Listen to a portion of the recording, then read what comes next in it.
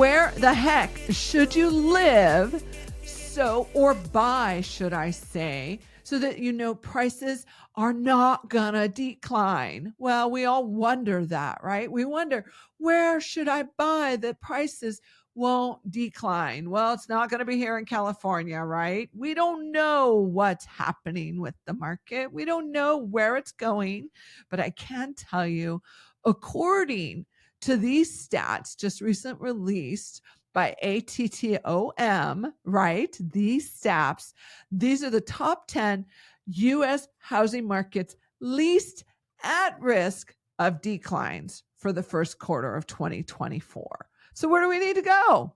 Guess what? Number one, least at risk, right? You got to go to Vermont. Chittenden County in Vermont. I don't know. Did I say it right? I don't know. You all know in Vermont. I don't know. I'm here from California. Are we seeing declines? We're seeing some price correction. We're seeing some changes. And the market is definitely changing, right? Definitely changing. Number two, Shelby County, Alabama. Shelby County, Alabama, right? Number three, Davidson County, Tennessee. Davidson County, Tennessee. Number four, we're looking at I'm sorry. How do you say this? Albemarle County, Virginia. Henrico County, Virginia. Brown County, Wisconsin. Number six. Number seven, Sullivan County, Tennessee. Number eight, Knox County, Tennessee. Number nine, Sedgwick County, Kansas. And number 10, Blount County, Tennessee. So talk about stability. It looks like we need to be like in Virginia, Alabama, Vermont, right? Wisconsin and Tennessee and Kansas. Those look like that's where we need to be. Because in the news today, right? In the news today, let me get to my news page.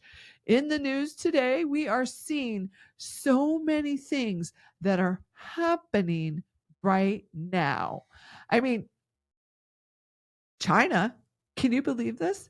China has new home prices fall at the fastest clip in nearly 10 years. Okay? So China is experiencing some homes coming down in pricing, new homes coming down, and they're moving quickly. And then on the other end of that, mortgage rates eased for the second straight week, leaving the average rate on a 30-year home loan at 6.95%. And I just heard on another podcast that I was listening this morning to, right? That, well, I mean, what should we do? Should we rent or should we buy? What can you afford to do? It's the customary conversation, guys. You need to come in, sit down with your financial advisor, sit down with your real estate professional, and have that consultation for what makes best sense for you financially. I mean, in my personal conversations and talking with people, I had this great conversation yesterday with a gentleman who's looking to rent. He owns real estate, so I'm not quite sure why he needs to rent something when he owns some real estate. I'm assuming that it's probably out of the area and he wants to live here locally. But he made all kind of justifications. He said, well, you know, houses that have been on the market for a while, they should just be negotiable. Well, yeah, that would be reasonable if you had an owner who said, yeah, I'll negotiate. And an owner isn't going to negotiate if they choose not to negotiate. They can stand firm and they can wait. And guess what? Sooner or later, someone's going to want that house bad enough. They're going to pay that price or more. And that happened today. They paid more. So look, I know that you think because of your personal experience, and maybe you don't think this, right? Obviously, the guy I spoke with yesterday on the phone did. Due to all his personal experiences, everyone else lives their life just like him. Well, let me tell you something. That isn't how it's done here. There are so many people out there who have different perspectives and do life, do business, do real estate differently. I mean, I've helped over 700 families and I've seen so many things that I would have thought would have been exactly the same, not the same. It's the reason why I love real estate. There's nothing consistent about it, and that includes buying, selling, or investing in real estate. There's nothing consistent. You can't compare the transactions. You can't say, like, well, because he did it like this, I should do it that way too. Real estate is a living, breathing entity that has lots of people involved that is just going to be done differently every single time. And the numbers will change. The numbers will change. Now, another thing that was in the news, I was just at a real estate conference last week, and I thought this was really interesting. I want to do more research on it, and I am curious to what you guys all think, right? But I know Irvine is building this big community right now. They're in the process of building this huge community that's only renting. Now, they have a ton of them, condos, townhouses, and so forth. But I hear some single families are coming up as well, and it's strictly for rentals. So, again, I think that's interesting because, well, is that where we're going with our real estate industry? Is everyone just going to turn into a renter? And what does that really mean then for the future of our economy? Because the reality is, real estate is one of the biggest controllers of the economy. So imagine if big conglomerates owned all the real estate out there. These big businesses owned all the real estate out there, and your only option was to rent. Do you love that idea? Do you think that, well, do I want to always rent? If you said yes, then do it. The reality is, I know I would say, no, I don't want to always rent. I don't have any desire to rent at all. I want some security in my life. I want to know that I got a 30-year loan mortgage. And, well, I know what my payment is for the next 30 years.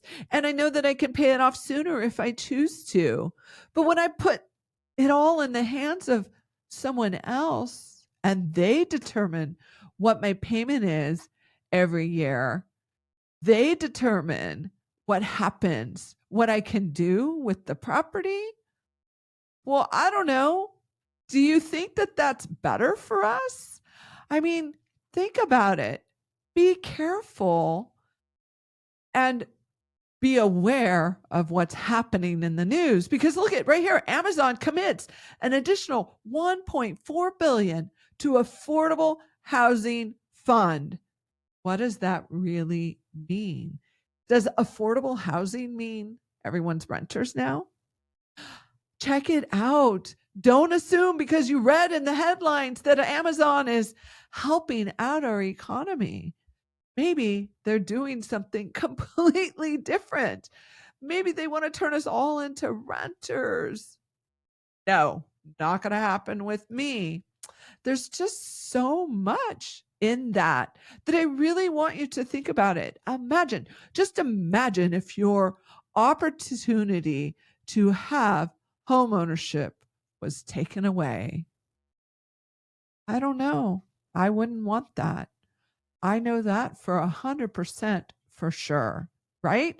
So in the news again, right? Mortgage rates dip below 7%, but meaningful declines are still months away. Okay, I checked the MLS today.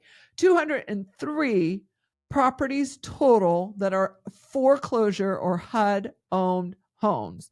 REOs. Lori, what's an REO? Real estate owned. Foreclosure means the bank took it, owns it, and now it is back on the market for you to purchase. That's what an REO is. What is a HUD-owned home? Same idea. The bank, the government took the property and now it's back on the market for you to own. Or for maybe some big conglomerates, some big real estate people buy it, developers, and turn it into a rental property for you. I don't know. The greatest wealth from what I've seen so far is determined by how much real estate you own. I mean, the people who are wealthiest have a ton of real estate, a ton. So I'm going to encourage you again to think about that. Be aware of that. Go like, interesting. I mean, I'm talking to people all day long, right? And I'm having these conversations with people. And actually, I was just talking with a property owner the other day, and he's like, well, I haven't raised rent for this particular family in about 4 years. And you got to understand, well, if your tenants stop asking for stuff, what's really happening with the property? Is it because they stopped asking for improvements on the property because they don't want you to raise the rent? Or is it because the property is perfectly well taken care of? I'm going to opt for the other side of that. I mean, I just had to raise the rent on a couple of my properties. And I mean, it had nothing to do with specifically the requests for repairs that were made from the tenant, but just because of the rising cost of everything else, which was, and most leading, insurance. Insurance. Again, all the challenges with real estate and insurance right now in California.